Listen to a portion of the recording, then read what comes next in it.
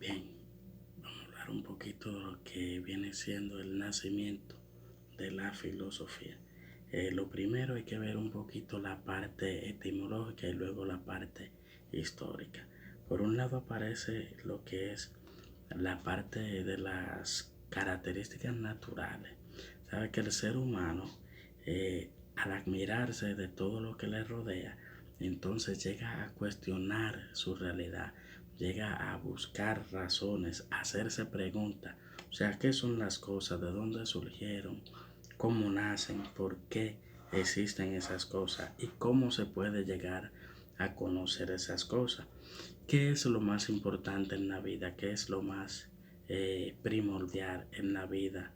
Esa, una serie de preguntas entonces son, como quien dice, las causas naturales por las cuales eh, se va a dar origen, se le va a dar origen o se va a originar la filosofía. Entonces dicen que el ser humano necesitó buscar respuesta.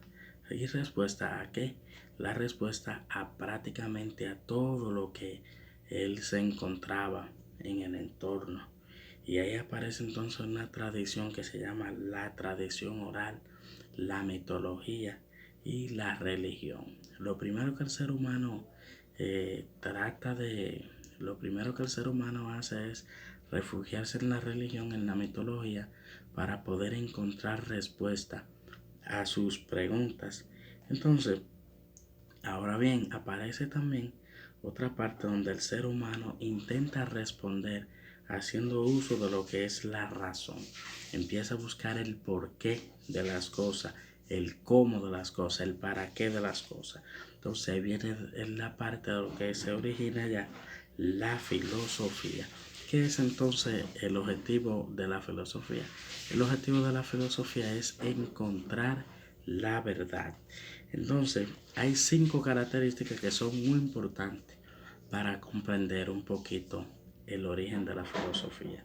Dice, se admira de la naturaleza, de las cosas que existen. El ser humano se admira. Entonces, la segunda, se cuestiona de todo.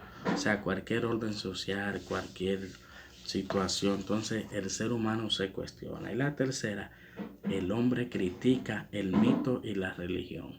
Y la cuarta entonces se basa en la razón para entonces dar respuesta a esas interrogantes de las cuales ya hablábamos.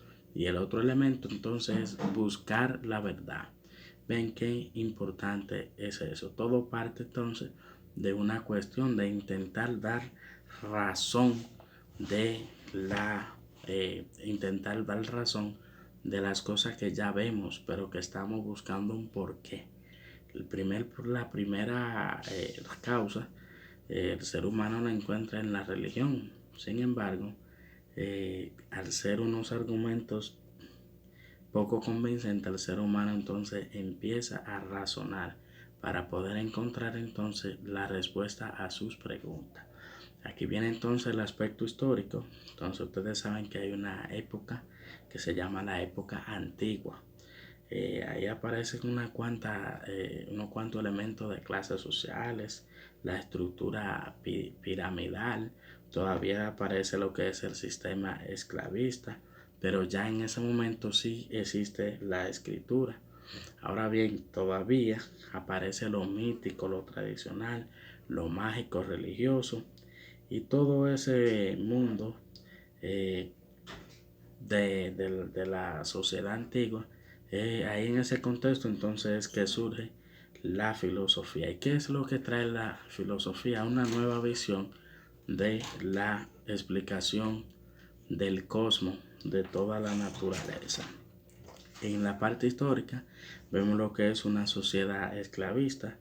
Ustedes saben que en la antigüedad, justamente en Grecia, todavía aparecen un sistema económico y político propio de esa cultura. Ahí todavía se habla de lo que es la esclavitud.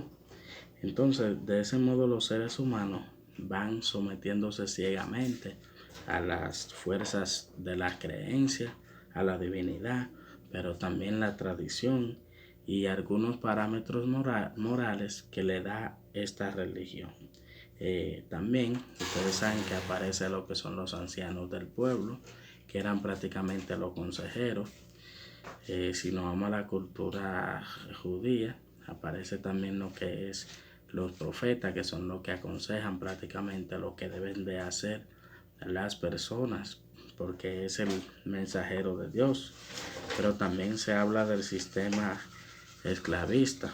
Aparece también la urbe o la ciudad, en el caso de Grecia. Aparece también lo que es la polis, el Estado, la milicia, los organismos y las legislaciones. O sea que ya habían leyes, habían códigos, habían reglas. Entonces, todas las organizaciones sociales, eh, si ustedes la pueden estudiar más adelante en la historia, van a aparecer reyes, faraones, van a aparecer emperadores, y toda esa gente le ponen una ideología. Ojo, no una filosofía, porque es muy diferente la filosofía de la ideología. Entonces, ¿qué ellos buscan? Buscan adueñarse de la propiedad de los demás.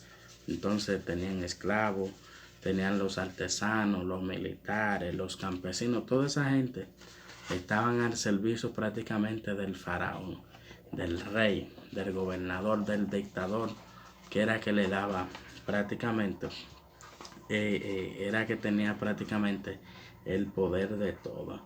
Entonces aparece ahí también en esa época antigua, estamos un poquito en el elemento histórico, aparece una sociedad que es dominante. Los amos son prácticamente lo que tienen la autoridad, son considerados divinos. Si ustedes leen, por ejemplo, en el Antiguo Testamento, ven incluso que hay algunos profetas de Dios que se negaban a adorar a esas personas que se consideraban dioses. Eso es para que ustedes vean hasta dónde llegaba el poder humano, que llegaban a considerarse que eran dioses. Entonces, ¿por qué? Porque supuestamente una divinidad le había dado un poder. ¿Y cuál poder? El poder de adueñarse de los bienes económicos. Entonces, todo eso era parte importante de lo que era la religión en la antigüedad. Y por eso el gobierno mayormente en la antigüedad era un gobierno llamado teocracia. Y ya como ustedes saben, era un dios entonces el jefe. El dios era el presidente, o sea, ese emperador, como era un dios y era el que gobernaba, entonces esto se llamaba teocracia, que significa el gobierno de los dioses.